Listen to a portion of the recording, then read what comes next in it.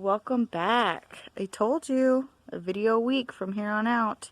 So today's video is on how to process a rabbit.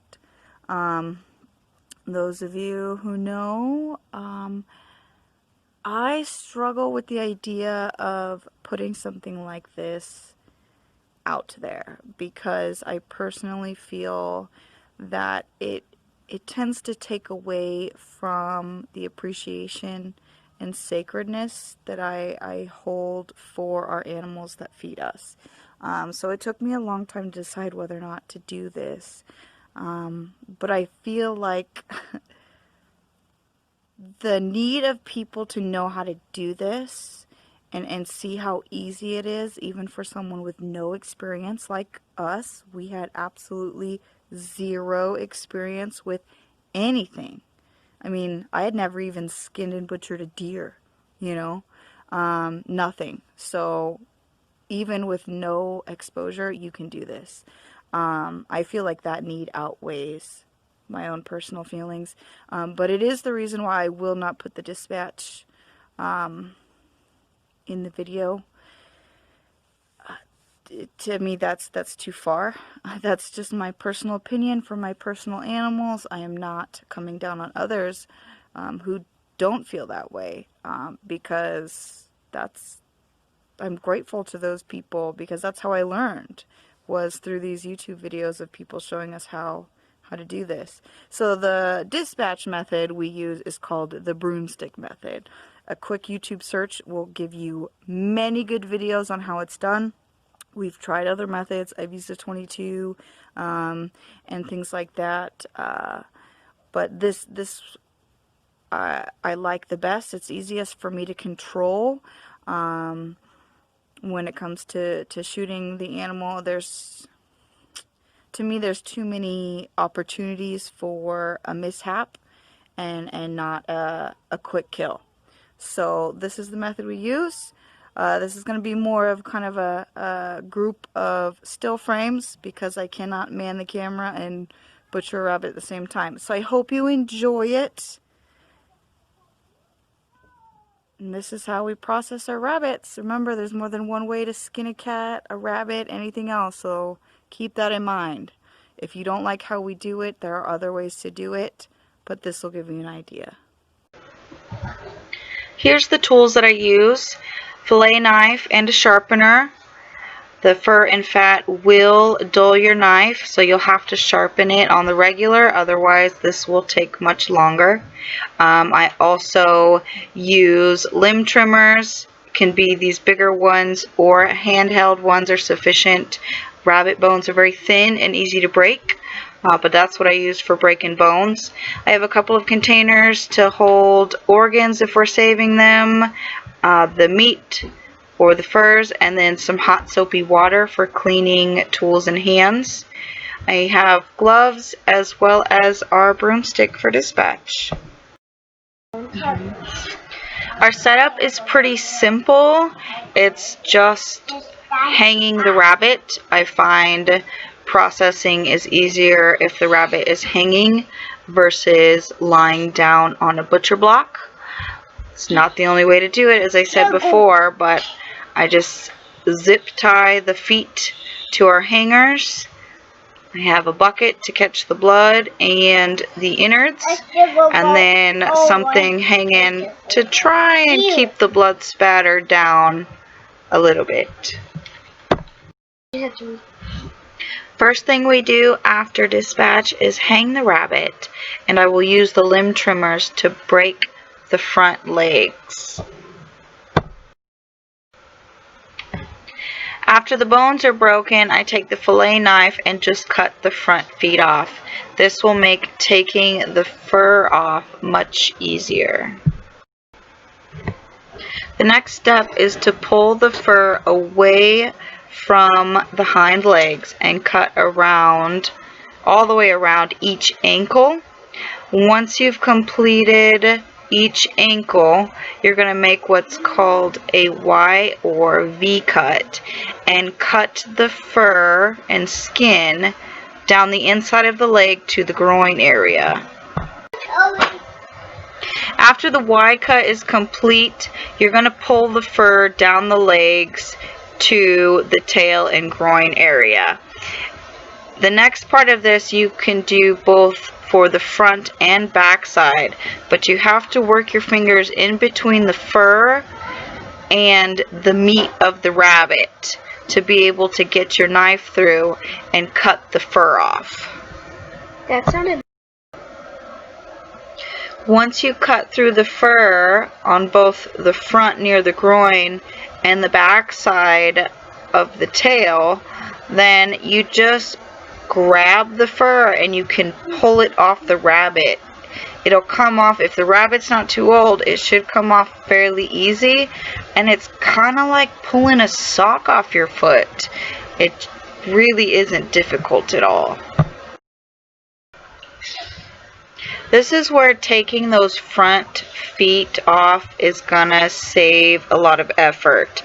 So once the fur is pulled all the way down, you could also pull out the front legs quite easily, as you can see in the photo, and then I simply cut off the head.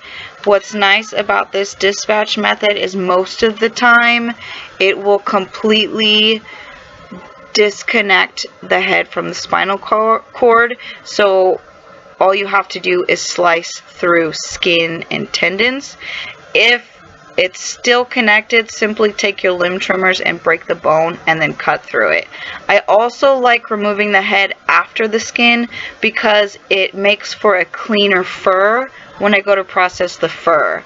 It looks messy right now, but it's easier to clean the blood off the skin than it is to clean the blood off the fur.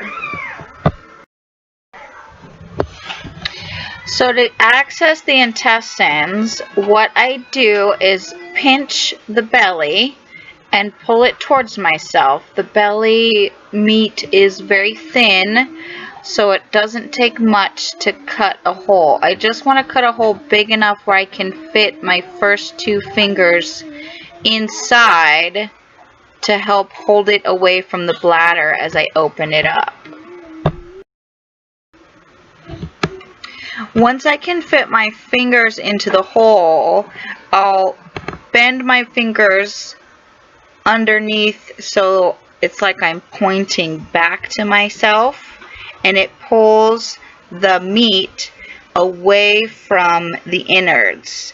And this way I can cut down the front of the belly without any concern that I'm going to cut into the intestines.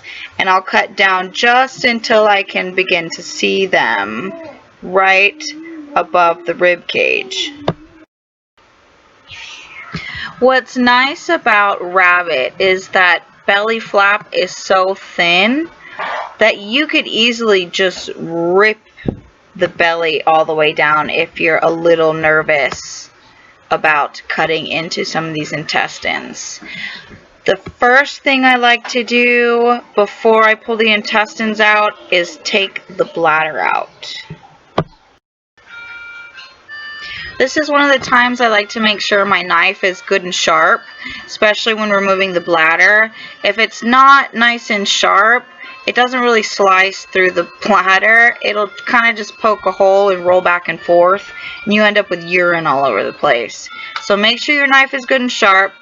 Pinch the bladder above where the urine is and cut that out. And then the poop chute, I do the same thing. I find a gap between pellets or create a space between pellets and cut that off as high as I can. The best way to make sure that those will not be super full is to hold back food and water for about 24 hours before you butcher. So after you take the bladder out, after you cut off the colon, you can reach in under the stomach and you'll find the esophagus. You can pull that out of the neck and everything will come with it. The stomach, the intestines, the liver, the poop chute, all of that will come out and you can drop it in your bucket. Next we can remove the kidneys. You'll see them almost suspended in some fat. Now, there's not a lot of fat on a rabbit, but you can save it for rendering later. I've done it before, and it's quite useful. We like to save it for adding to our soaps. So if you want to, you could save the fat. You don't have to. I like to leave a little fat on the actual meat because fat is flavor when you're cooking. Next is to remove the lungs and heart.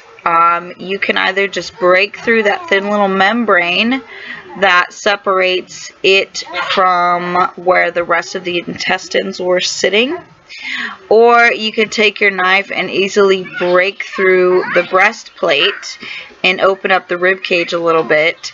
They are quite squishy and a little harder to get a good grip on, but these two will typically come out together if you get a good grip on them. Okay, so there's one part of this process I wanted to kind of clarify. So when I go to take the poop chute out of the rabbit, what I do is I break open that pelvis bone. So I'll cut the meat straight down to the pelvic bone, and then when I break that pelvis bone apart, I do it one of two ways. One way is I use these little clippers here and just break through the bone.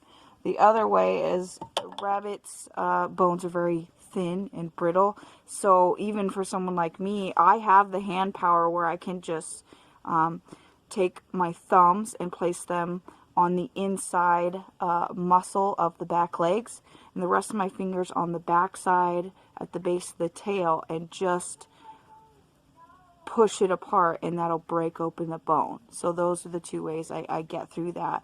And then I cut away, I cut the poop chute away from the meat. So as I mentioned before, I'm going to cut down the meat to the pelvic bone and break that pelvic bone. So I removed the rest of the fur that was left in the groin area, got down to the pelvic bone, broke that open, and now what you see here is me holding what's left of the poop chute and pulling that up. Now that that pelvic bone is open, I have a clear path where I can just lift it up, and as it lifts, I can take my knife and slice the membrane and connective tissues away until it comes completely out. Somehow people can just pull it straight out without breaking through this pelvic bone, and I have not figured out how to do that. So once that's gone, that's the last of the intestines, and then I'm going to take my limb trimmers and break the leg bones at the ankles, and then we can take it inside to be cleaned. So now we are ready to give the carcass a good wash to get any excess fur off the meat, to wash the extra blood off the meat. I like to cut these belly flaps off and set them aside to make jerky with. It's absolutely delicious. I have butchered the carcass in the past, separating hind legs and back straps. It's a lot more work with 4 kids. You don't have a lot of extra time, so we freeze ours whole. And then if we want to have separate limbs for frying later on, we'll cut them as we thaw them out and separate them that way.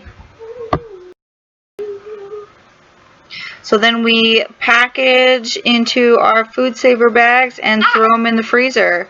This particular rabbit gave us 3 pounds and 12 ounces.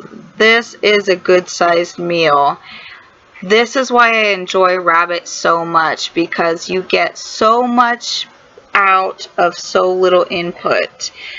We average anywhere between 2 and 4 pounds per rabbit using the breeds that we have, which are New Zealand and Californians.